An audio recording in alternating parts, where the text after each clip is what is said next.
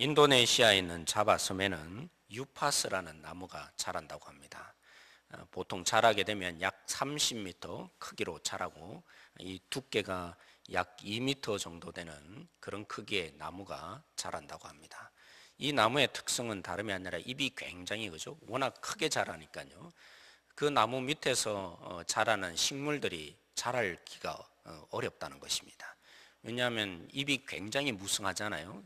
보통 30m 자라는 가운데 그늘만 대부분 있게 되는 것입니다. 그리고 나무의 뿌리가 굉장히 잔뿌리도 많고 하기 때문에 그 옆에서 이런 나무들이 만약 씨앗이 들어와서 나무가 생기기 시작하면 뿌리를 내릴 수 없게 된다는 겁니다. 모든 수액을 그죠? 물기를 이 나무가 다 빨아먹는 것이죠.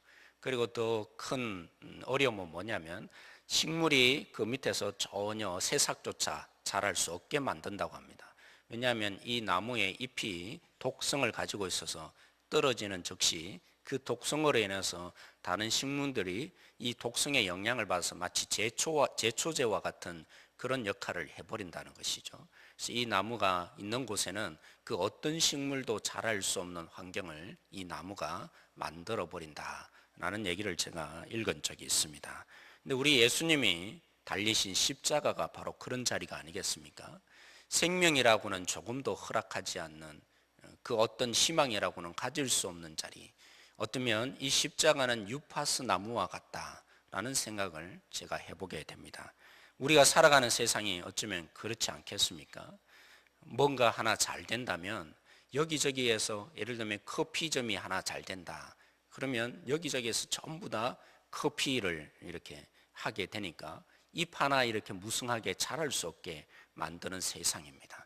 또 한편으로는 보면 정말 우리가 정말 고민하고 갈등해서 뭔가 아이템을 하나 개발하면 그 고민과 갈등을 알아주지 않습니다. 나도 모자라니까. 그 생명의 에너지가 부족하니까 어떻게든 빼앗아 가고 싶은 마음들이 우리 속에는 생기는 것 같습니다. 그리고 대기업의 행포들을 보십시오. 문어발식으로 그죠? 여러 군데 조금만 장사가 잘 된다면 거기에 투자하여서 중소기업이 살아남을 수 없습니다. 때로는 뛰어난 아이디어로 뭔가를 하나 발견하면 그 아이템마저도 자신의 것으로 만들어버리는 대기업의 행포, 가면 갈수록 심해집니다. 이런 속에서 우리가 남을 위해서 그죠? 여유를 부리고 남을 돕고자 하는 마음 생기기가 쉽지 않습니다. 그리고 우리가 가면 갈수록 상처받는 일이 많잖아요. 어제도 제가 말씀드린 것처럼 우리는 관계의 상처가 굉장히 많은 속에서 살아갑니다. 남을 배려하고 남을 위해서 살아갈 그런 에너지가 우리에게 더욱더 없는 유파스의 세상 속에 우리가 살아갑니다. 그런 유파스의 세상 속에서 누구보다도 가장 절실하고 가장 절망적인 그런 유파스의 나무에 달린 자가 누굽니까? 오늘 예수님이지 않습니까? 그런데 그 예수님을 누구보다도 지켜보는 사람들이 있습니다.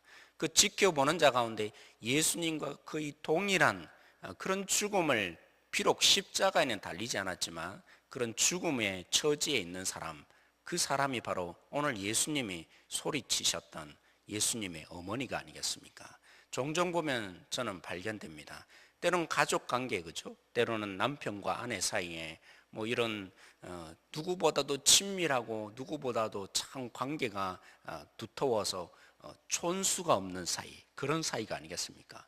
그런데도 어떤 때는 보면 역시 피는 물보다도 진하다고, 진정에 뭔가 이런 문제가 생겨서 어려움을 주고 이러면 여기에 대해서 이 남편의 마음속에서는 화가 나니까 이렇게 다른 데로 말을 하면 이런 욕을 하게 되면 어떻게 됩니까? 아내가 가만히 있지 않아요. 그런 일들을 우리는 종종 보게 됩니다. 예전에도 어떤 이런 제가 잘 아는 친구 중에서도 그런 사람이 있었어요. 제가 그 권사님에 대해서 나름대로 우리 권사님이 이런 일이 있더라. 제가 친구에게 교회 다니면서 얘기를 했더니 그 친구가 화를 벌컥 내면서 너가 왜 우리 어머니를 그죠? 그렇게 말을 하냐고 제가 대학 때 그런 얘기를 들었던 것이 기억이 납니다. 어찌되었든 우리는 피가 물보다 더 진한 법이에요. 아무리 때로는 자기 그죠? 어머니나 자기 아버지가 나쁘게 대한다 할지라도 누군가 다른 사람이 거기에 대해서 말을 하게 되면 견디지 못하는 심령 가지는 거 아니겠습니까? 그런데 이 여기에 예수님을 지켜보던 어머니 얼마나 큰 고통이었습니까? 자기의 아들이 지금 십자가에 달려서 생명 하나 얻을 수 없고 이제 절망적인 죽음만 놓여 있는 이 사실을 보고 있는 그 어머니가 동일한 죽음의 현실을 겪는 거 아니겠습니까? 그런 그에게 예수님의 위로가 되는 메시지, 오늘 단순히 이 말이 어떻게 위로가 될 수 있겠습니까? 보십시오. 나는 아들로서 이제 죽음을 겪어서 사라질지 모르지만 다른 아들이 있다고. 나의 제자 요한이 당신의 이제 아들입니다. 이런 고백이 얼마나 이 요한이 자신의 아들이 되어준다는 이 말이 얼마나 이 어머니 마리아에게 위로가 되는 메시지일 수가 있겠습니까? 그러나 우리는 이 부분들을 잠시 잘 생각해 보아야 합니다. 도대체 예수님이 이 어머니를 향해서 외치는 메시지의 의미가 뭘까? 보소서 아들입니다. 당신의 아들입니다. 라고 외치는 이 메시지가 도대체 어떤 의미가 있는지 오늘 이 시간에 우리가 한번 살펴보기를 원합니다. 여러분, 유대 사회는 그렇습니다. 누군가 가족 가운데 하나 잘못하면 가족 전체가 욕을 먹는 공동체입니다. 그렇기 때문에 무엇인가 문제가 생기고 잘못이 생기면 가족 전체의 책임이 부과되어 있습니다. 그래서 여러분 잘 아시죠? 한 번은 소문이 났어요. 예수님이 귀신이 들려서 이렇게 병을 고치고 때로는 귀신을 쫓아낸다, 이런 기적을 베푼다라는 얘기를 듣고 예수님의 어머니와 형제들이 왜 달려왔겠습니까? 그들의 사회의 중심은 가족의 공동체입니다. 누가 하나 잘못하면 가족 전체가 책임을 져야 합니다. 그러니까 예수님의 어머니와 가족들은 어떻게든 이 가족의 개념 속에서 이 예수님을 붙잡아 오기 위해서 그 자리에 간 것이죠. 그때 예수님이 제자들에게 하신 메시지가 무엇입니까? 어떻게 보면 참 예수님은 매정한 것처럼 보입니다. 누가 나의 진정한 어머니이며 나의 형제며 자매냐? 뭐라고 하셨죠? 누가 예수님의 어머니이며 예수님의 형제이며 자매라고 예수님이 말씀하셨던가요? 나의 지금 여기에 보이는 어머니, 나를 붙잡으러 온 이 형제들이 나의 진정한 형제가 아니다. 누가요? 하나님 아버지의 뜻대로 하는 자가 나의 어머니이며 나의 형제며 자매라고 예수님이 말씀해 주셨습니다. 사랑하는 성도 여러분, 이 개념을 가지고 오늘 이 본문을 다시 한번 볼 수 있어야 합니다. 마리아는 지금 육신의 아들이 죽어가는 그 죽음을 보면서 절망감을 느끼며 가장 큰 죽음을 철저히 자기 가슴에 지금 느끼고 슬퍼하고 있습니다. 예수님이 이렇게 외친 메시지의 의미가 무엇이겠습니까? 어머니, 내 육신의 아들로 죽는 죽음으로만 보지 마십시오. 내가 이 십자가에 죽는 죽음은 바로 하나님의 아버지의 마음을 저들에게 이식시켜서 아버지를 아버지로 따라올 수 없는 저들을 하나님 아버지의 공동체로 만들기 위한 죽음입니다. 내가 단순히 육신의 죽음으로 죽는 자리가 아니라 지금 이들에게 나의 죽음을 통해서 하나님의 아버지의 심령을 저들에게 불어넣어주고, 그래서 우리를 하나님의 진정한 공동체로 만들기 위한 큰 뜻을 가지고 아버지의 뜻에 순종하여서 죽는 나의 죽음인 것을 어머니는 보시고 위로받고 더 큰 소망을 품으십시오. 유파스의 그 나무처럼 생명 하나 없는 그런 죽음의 현실로 끝나는 자리가 아니라 이제 새로운 생명이 나타나게 되는 자리입니다. 그러기에 오늘 그죠? 이 예수님의 제자였지 않았습니까? 사도 요한을 향해서 보라고, 너의 어머니라고. 어떻게 보면 그냥 육신적인 가족의 개념이 확대된 것이 아니라 하나님 안에서 서로의 마음이 주님의 뜻을 따르는 공동체, 그러기에 우리 모두가 하나님의 자녀가 되어서 서로가 형제가 되어주고 또 어머니가 되어주고 때로는 우리 서로가 형제가 되어지는 이런 놀라운 새로운 하나님 나라의 공동체가 만들어지기에 예수님이 그의 제자를 향해서 당신의 어머니라고 이렇게 그 예수님의 어머니를 고백하고 붙들어 달라고. 그래서 오늘 마지막에 고백한 것처럼 이 요한이 어떻게 합니까? 끝까지 자기의 어머니로 모시고 살았더라고. 사랑하는 성도 여러분, 그러니까 사도행전에 그렇죠? 놀라운 일이 발생하지 않습니까? 예수님의 그 십자가의 죽음으로 하나님의 아버지께 순종하는 그 관계를 다시 회복시켜주고 아버지의 마음을 불어넣는 그 십자가의 죽음을 죽으셨기에, 그래서 그의 공동체들이, 교회가 탄생하면서 일어난 현실이 뭡니까? 서로 가족의 관계가 된 것이죠. 서로의 사랑하는 관계가 회복된 것이죠. 그래서 자신의 것을 자신의 것으로 여기지 않을 뿐만이 아니라 그들의 아픔을 내 아픔으로 여기는 놀라운 일이 실질적으로 발생하지 않았습니까? 사랑하는 성도 여러분, 오늘 우리가 이 아버지의 마음이 불어넣어지는 십자가의 죽음을 생각하는 고난의 자리가 되어지기를 원합니다.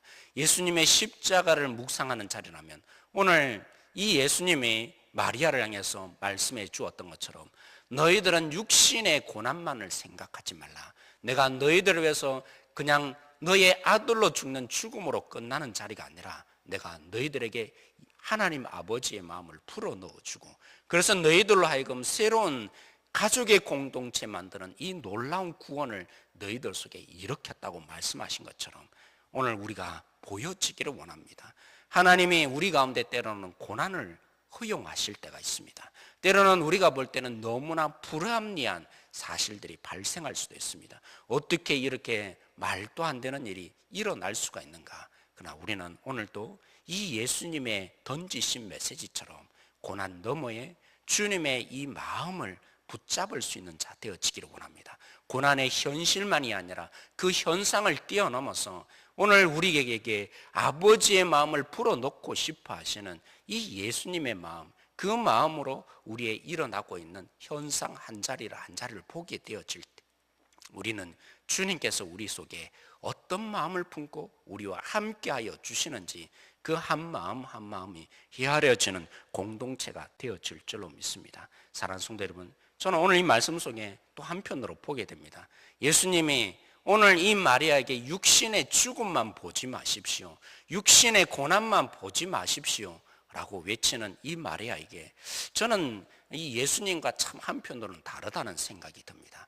뭔가 성경 속에서 말하는 진리, 때로는 나는 저들에 비해서 조금 나은 삶을 살아갈 때 어떤 마음을 가집니까? 참 상대방의 형편을 헤아리지 못하는 제 자신을 보게 돼요. 때로는 이 연약함과 부족함의 이 형편들을 헤아리지 못하는 사람으로 제가 서 있을 때가 굉장히 많은 것을 봅니다. 오늘 이 예수님이 그렇죠? 이 마리아가 슬퍼하는 것을 보고 단순히 슬퍼하지 마십시오 이렇게만 말씀하신 것이 아니죠. 예수님이 이 마리아를 향해서 오늘 이 모습을 보면서 육신의 죽음만 보지 마십시오, 이것이 진짜입니다 라는 그 진리만을 외친 게 아니죠. 오늘 그 어머니의 슬픔과 아픔을 헤아리기에 그 육신의 어머니가 가지는 지금 그렇게만 볼 수밖에 없는 이 현실 속에서 너무나 절망을 느끼는 그 어머니를 보시기에 어머니여, 여자여 라고 비록 시작하고 있지만 당신에게 아들이 있습니다. 그의 슬픔의 현실에 예수님이 함께 그 마음에 공감하고 동참해 주셨기에 그의 입장에서 대안의 방법을 말씀해 주신 것입니다. 사랑하는 성도님, 그렇습니다. 저는 때로는 그렇습니다. 우리 성도들을 누구보다도 헤아려 주고 때로는 연약함을 붙들어 줘야 되는데 때로는 성경에 있는 그저 객관적인 진리로 때로는 볼 때가 참 많이 있는 것 같습니다. 오늘 이 예수님의 외친 메시지 속에서는 어머니의 이 슬퍼하는 마음, 절망적인 마음에 공감하시고 같이 아파하셨기에 이것이 해답입니다. 이렇게 내가 같이 아파하며 어머니를 붙들고 싶습니다. 그 마음이 이 속에 녹아져 있는 것입니다. 사랑하는 성도 여러분, 교회가 때로는 교회다워져야 되고 때로는 우리 성도님들이 이것이 성도님입니다, 이게 얼마나 성경 속에서 말하는 진리겠습니까? 그러나 그 속에는 주님의 십자가가 녹아져 있습니다. 우리의 형편을 헤아리시기에 우리의 아픔에 공감해 주시고 귀를 기울이시기에 죽음의 자리까지 내어놓으신 예수님이기에 오늘도 우리의 마음을 헤아리시고 그 입장에 서서 끝까지 붙들어 주시기에 조금씩 주님의 마음을 깨달아 갈 때까지 기다리시며 참아주시고 인내하며 견뎌주시는 이것이야말로 주님의 십자가의 새로운 의미가 아니겠습니까? 오늘 이 자리에 있는 우리 성도님 한 분 한 분도 그러기를 원합니다. 때로는 그렇죠? 한마디 외쳐서, 때로는 겁을 주거나 아니면 이것이 전부라고 뭔가 세상이 말하는 것처럼 어떻게 보면 대가를 쉽게 볼 수 있는 방법으로 성도들을 한 분 한 분들을 이렇게 끌어당길 수 있지만 진정한 주님이 원하시는 모습은 그거 아닌 거예요. 오늘도 참아주고 인내해주고 견뎌주고 함께하는 속에 사람이 바뀌어가는 거 볼 수 있는 교회 공동체. 그러니까 그것이 쉽습니까? 쉽지 않습니다. 그러기에 때로는 고난인 거예요. 주님의 고난을 우리가 동참하기를 원한다면 우리가 우리 자신을 한 사람 한 사람에게 주기를 원합니다. 기다려주고 인내해주고 품어주고 그분의 입장에서 볼 수 있는, 그래서 그 사람이 한 분 한 분들이 주님의 사랑을 알 때까지 기도해주며 붙들어주는 고난에 동참할 수 있는 우리 성도, 저와 모든 사역자와 또 우리 모든 지체들이 되어지기를 소망합니다. 기도하겠습니다. 하나님, 오늘 말씀을 우리가 함께 나누었습니다. 오늘 예수님이 어머니 마리아를 향해서 고난을 고난으로만 보지 말라고, 이 고난을 통해서 만들어내는 주님의 공동체, 주님이 이끌어내는 새로운 공동체, 하나님의 뜻에 순종하여서 하나님의 뜻을 따라갈 수 있는 한 분 한 분으로 만들어내는 주님의 십자가의 의미를 보게 하신 예수님이, 그러나 그 진리만을 외친 것이 아니라 어머니가 가지는 고통과 한란과 아픔을 그의 입장에서 헤아리기에 그의 입장에서 대안을 말씀하여 주신 예수님, 이 예수님을 우리가 믿고 주님의 고난에 함께 동참합니다. 우리 성도님 한 분 한 분 가운데 주님 십자가의 자리로 나오게 하여 주십시오. 우리가 당하는 고난이 고난으로 그치는 것이 아니라 주님의 십자가의 고난의 자리 되게 하여 주십시오. 하나님이 어떻게 일하기를 원하여 주시는지, 하나님이 어떤 마음을 품고 우리 가운데 개입하기를 원하여 주시는지, 우리가 당하는 처지만을 생각하는 자가 아니라 이것을 뛰어넘어서 주님의 마음으로 한 사건 한 사건을 헤아리며 십자가에 동참하는 자들 되게 하여 주십시오. 그리고 우리가 서로를 격려하며 세우며 함께 해주며 끝까지 붙들어주는, 상대방의 처지 가운데 함께 붙들어주는 주님의 고난에 동참할 수 있는 한 분 한 분들이 되게 하여 주십시오. 그렇게 우리를 서로를 격려하시는 주님의 고난에 동참하기를 기뻐하는 모든 성도들이 되게 하실 줄 믿고 감사하며 예수님의 이름으로 기도드렸습니다.